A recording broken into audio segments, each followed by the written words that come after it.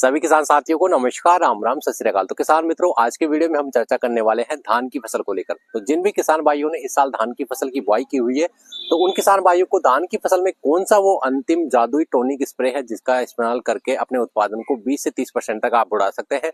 उसी के साथ में धान की फसल पर आने वाले 4 प्रमुख जो कीट होते हैं उनके क्या लक्षण होते हैं, किस प्रकार से वो हमारे उत्पादन को प्रभावित करते हैं और कैसे आप उसको नियंत्रित कर सकते हैं।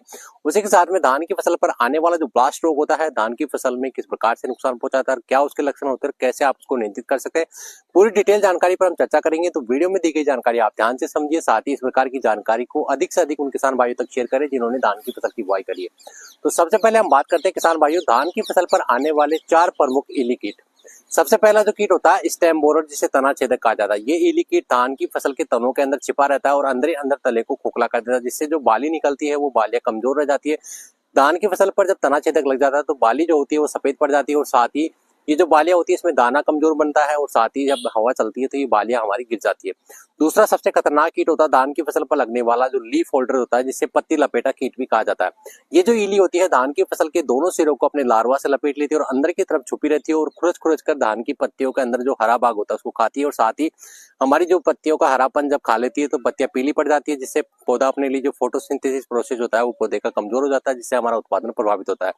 तीसरा सबसे खतरनाक कीट होता है हमारा जो भूरा माहू होता है। ये जल की सतह के ऊपर आपको दिखाई देने वाले जो भूरे माहू जो कीट होते हैं ये हमारे तने पर लगकर उसका रस चूसते हैं, जिससे हमारे धान की फसल के जो पौधे हैं वो पीले पड़ जाते हैं और हमारा जो उत्पादन है वो काफी प्रभावित होता है। नंबर 4 पर आती है सबसे घातक जो इली कीट होती है, जो रात्रि के समय निकलती है और हमारे धान की फसल के बालियों को काट देती है। जो इस प्रकार की इली या सुंडी कीट होते हैं ये मुख्यतः रात के समय निकलती है और दिन के समय पर हमारी मिट्टी के दरारों के अंदर छिपी रहती है। अगर आप खेत में जाकर देखोगे तो आपकी जो बालियां है वो कटी हुई अगर आपको दिखाई देती है तो इस प्रकार के कीटों का प्रकोप आप सुनिश्चित कर सकते हैं कि आपकी फसल पर इस प्रकार के कीटों का प्रकोप आ चुका है। तो इन सभी प्रकार के कीटों को नियंत्रित करने के लिए आप अपनी फसल पर इस्तेमाल कर सकते हैं जो क्लोरेंट्रा नीलीप्रोल 18.5% एसजी जो लिक्विड फॉर्मुलेशन वाली जो कीटनाशक आता है। ये किसी भी प्रकार की कंपनी का आप ले सकते हैं, आपको टेक्निकल ध्यान रखना है। क्लोरेंट्रा नीलीप्रोल 18.5% एसजी, इसकी जो मात्रा है 60 ml की जो मात्रा है प्रति एकड़ के हिसाब से आप स्प्रे कर सकते हैं इस प्रकार के कीटों के लक्षण दिखाई देने या फिर अपनी फसल को इस प्रकार के कीटों से बचाने के लिए। या फिर आपको ये नहीं मिल रहा तो आप इसकी जगह पे इमामेक्टिन बेंजोएट 5% एजी जो आता है, इसकी 100 ग्राम की जो मात्रा है प्रति एकड़ के हिसाब से पानी में घोल करके आप स्प्रे कर सकते हैं इस प्रकार के कीटों को अपनी फसल से नियंत्रित करने के लिए।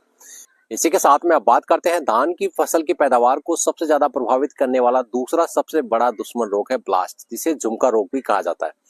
ये 3 प्रकार से हमारे पौधे को प्रभावित करता है। पौधे की पत्तियों पर, तने की गांठों पर या फिर पौधे की जो बाली है उसकी गर्दन पर इसका प्रकोप देखा जाता है। तो इसके लक्षण क्या होते हैं? पत्तियों पर इसके लक्षणों की बात की जाए तो शुरुआत पर काले और हरे कलर के छोटे छोटे धब्बे दिखाई देते हैं और धीरे धीरे ये जो धब्बे होते हैं वो बड़े हो जाते हैं। बड़े होने के बाद में ये जो इसके किनारे होते हैं वो भूरे दिखाई पड़ते हैं धब्बों के, और अंदर जो होता है केंद्र से बात करें तो यहाँ पर सूखी राख की तरह जो है वो निशान दिखाई पड़ते हैं और धीरे धीरे हमारी जो बालियां हैं इसकी चपेट में आकर सूख जाती है, जिससे पौधा अपने लिए जो भोजन बनाने की प्रक्रिया है वो खत्म हो जाती है और हमारा उत्पादन काफी ज्यादा प्रभावित होता है। दूसरा जो बात करें तो पौधे की जो तनों की गांठों पर इस प्रकार के काले और भूरे कलर के धब्बे दिखाई देते हैं। वहां से हमारा जो गांठ होती है वहां से सड़ना शुरू हो जाती है और तेज हवा चलने के साथ ही हमारा जो पौधा है वो बालियों सहित नीचे गिर जाता है।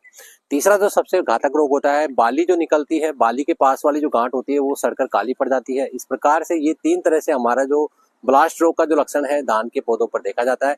तो इस प्रकार के लक्षण दिखाई देने पर अपनी फसल को इस प्रकार के रोग की चपेट में आने से बचाने के लिए आपको समय रहते एक अच्छी जो दवा है उसका इस्तेमाल आपको करना है। तो इसके लिए मैं आपको 2 दवा बता रहा हूँ, आप इसके लिए ले सकते हैं अजोक्सोस्ट्रोबिन 18.2% प्लस डाइफेनाकोनाजोल 11.4% एससी वाला जो होता है।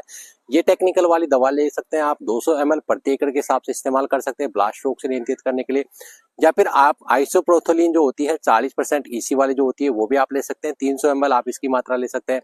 दोनों में से कोई सी भी एक दवा लेकर प्रति एकड़ के हिसाब से आपको इस्तेमाल करनी है ब्लास्ट रोग के प्रकोप से अपनी फसल को बचाने के लिए। तो अब बात करते हैं किसान भाइयों धान की फसल में अंतिम कौन सा वो टॉनिक स्प्रे है जिससे आपकी धान की फसल की जो बालियां उसकी लंबाई अच्छी बने, बालियों पर लगने वाला जो दाना है एक समान हो, मोटा हो, चमकदार हो। तो उसके लिए आपको एक अंतिम टॉनिक स्प्रे जो मैं आपको बता रहा हूँ, आपको लेना है एनपीके 05234 और उसी के साथ में आपको लेना है बोरोन 20% वाली 150 ग्राम। 1 किलो आपको लेना है एनपीके 05234 और 150 ग्राम है 150 ग्राम आपको लेनी है बोरोन प्रति एकड़ के हिसाब से घोल करके आपको स्प्रे कर देनी है। धान की फसल में आपको उत्पादन है 20 से लेकर 30% आपका इसका उत्पादन बढ़ जाएगा। तो ये थी किसान भाइयों धान की फसल से जुड़ी कुछ महत्वपूर्ण जानकारी। इसी प्रकार की नई नई जानकारी के लिए जुड़े रहे हमारे साथ में। फिर मिलते हैं एक नई फसल की जानकारी लेकर। जब तक के लिए हमारे सभी साथियों को नमस्कार।